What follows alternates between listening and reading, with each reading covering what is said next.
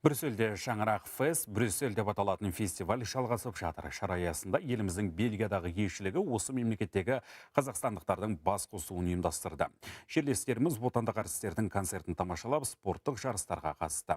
Мерекеге арнайы шақырылған шетелдіктер қазақтың салт дәстүрімен танысып, мәдени мұрасына тамсанды. 8 қанатты ақшаңқан киіз үй тігіп, еліміздің Бельгиядағы елшілігі отандастардың кездесуін ұйымдастыруға тыңғылықты дайындалыпты. Елді тойды сағынған жерлестеріміз Брюссельден 100-200 шақырым жердегі қалалардан алып ұшып жеткен. Ұлттық өнерге сусаған қазақстандықтардың құрметіне Астана филармониясының өнерпаздары ән мен күйден шашу шашты.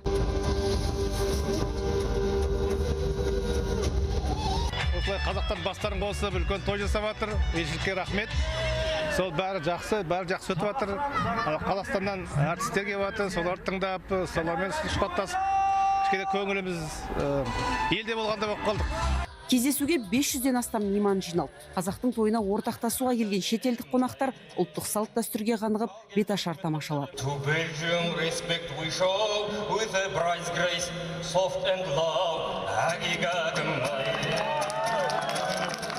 Еуропалықтар киіз үйдің жабдықтарын, ұлттық бұйымдарды қайта суретке түсіріп, мәдени мұраның байлығына тамсанды. Бағдарламаның инфрақұрылымның өте жоғары деңгейде ұйымдастырылғанына таңғалып тұрмын. Қарағандыдан киіз үй алдыртып, елшіліктің аумағын орнатудың өзі керемет бастама. Қазақстан қарқынды дамып келеді, елдеріңіз өркендей берсін. Мерекенің көрігін қазақстандық қолөнер шеберлерінің көрмесі қыздырып тұр. Алыстан-ақ көздің жауын алатын әшекей бұйымдарға шетелдіктердің қызығушылығы жоғары. Ұлттық аспаптарды, әсіресе мынадай саз сырнайды кішкентай балақайларымыз көптеп сатып алып жатыр.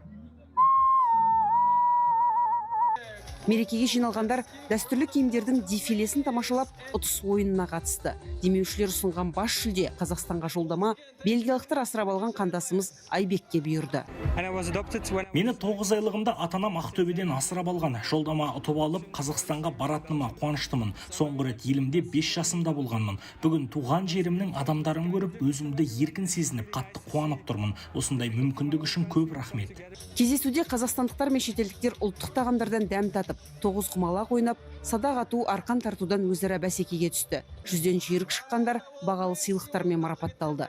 Еліміздің Бельгиядағы елшілігі ұлттық мұраны ұлықтауға бағытталған Шаңырақ фест фестивалін енді жыл сайын дәстүрлі түрде ұйымдастырмақ. Нұрсұлу Қасым, Бауыржан Дүйсенбекұлы, Қазақстан ұлттық телеарнасы, Бельгия.